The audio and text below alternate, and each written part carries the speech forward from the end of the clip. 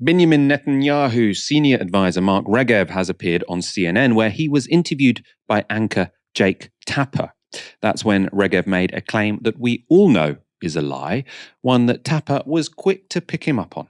I think it will be seen that the IDF really has done everything that is humanly possible to try to safeguard innocent civilians. It's very hard to believe that, especially on a day when one of our producers lost 9 members of his family who were not members of Hamas, not members of the Palestinian Islamic Jihad, not members of any group, just 9 people just trying to live their lives.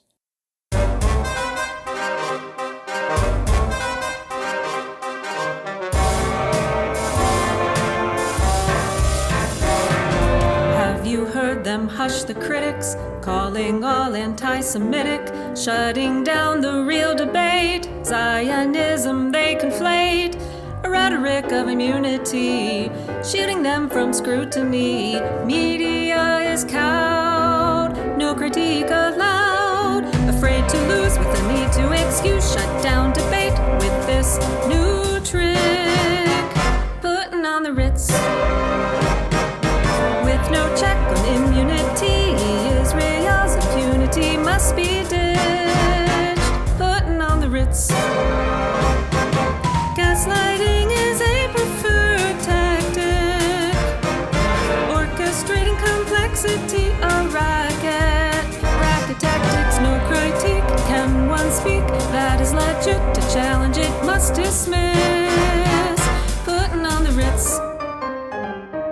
The IDF really done everything possible to safeguard civilians. Disproportionate dialect force for creating unbearable civilian suffering. Power targets for the shock. High-rise towers, no need to knock. 4 types of targets to beware. No one is safe anywhere. The IDF makes up for error, bringing Palestinians terror.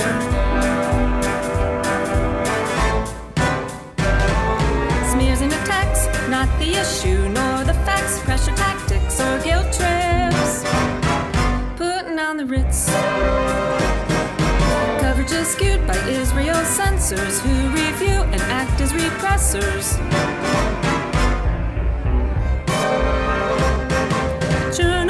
And scholars they do kill.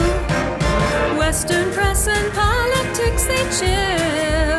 Chill and killing wolves are real, but critics do false wolf cries. We must review, then dismiss. Puttin on the RITZ. Puttin on the RITZ. Puttin on the RITZ.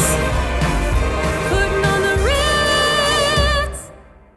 If the ICJ were to rule against you, in the preliminary round, the actual eventual conclusions may take many years, but in terms of their preliminary assessment, will you comply with their stipulations? We fully expect the ICJ to throw out this spurious claim. No, but if they don't, I'm not going to answer absurd hypotheticals. It's not absurd hypothetical. It's either yes or no. It is an absurd hypothetical, because when you have parents sitting in that courtroom whose children were abducted and being held as hostages, the idea that an international court of justice that is supposed to uphold international law might actually order those parents to stop fighting to bring back their children. So you'll adhere to a court judgment if they rule your way. It's an absurd hypothetical. What kind of kangaroo court would that be? It's an absurd hypothetical. Why are you even signatories to the convention if you are unwilling to commit to abide by the means by which that convention is policed and enforced? What is the point?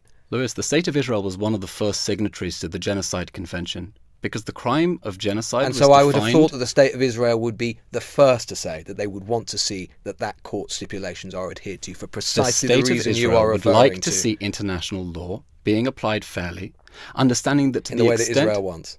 No, in a way that understands that on October 7th, we were the victims of an act of genocide, and we are now exercising our inherent right under international law. And Hamas is not a signatory to the convention. That is why they are not in court, because they are not a state, as you often... No, instead it has South Africa acting as its legal arm. Tragically, we think it is very sad. What does that mean?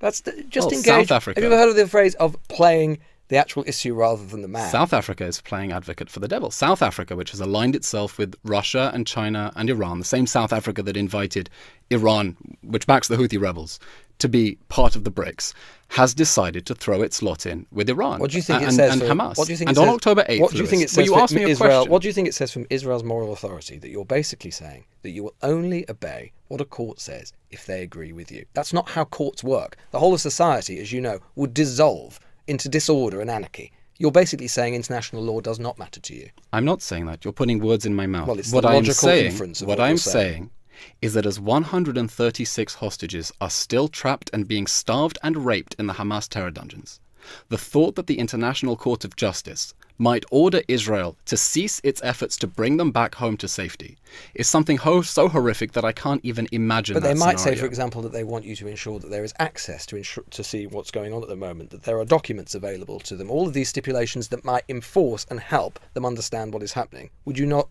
Your government will at least accept that, surely. Well, the state of Israel at the moment is being part of these proceedings and has presented very clearly evidence of the atrocities that Hamas perpetrated and the extensive efforts that we have made in this uniquely challenging environment to try to keep civilians safe, despite Hamas's efforts to keep them in harm's way. All that evidence was laid out in our legal team's stonking performance at the ICJ, including as part of our legal team, Professor Malcolm Shaw, who literally wrote the textbook on international law and literally wrote the International Committee of the Red Cross's suggested reading on genocide and international law. And you're confident that Israel has obeyed international law, international humanitarian law at all times? Yes. Mr. Levy, thank you so much for coming in. Thank you, Lewis.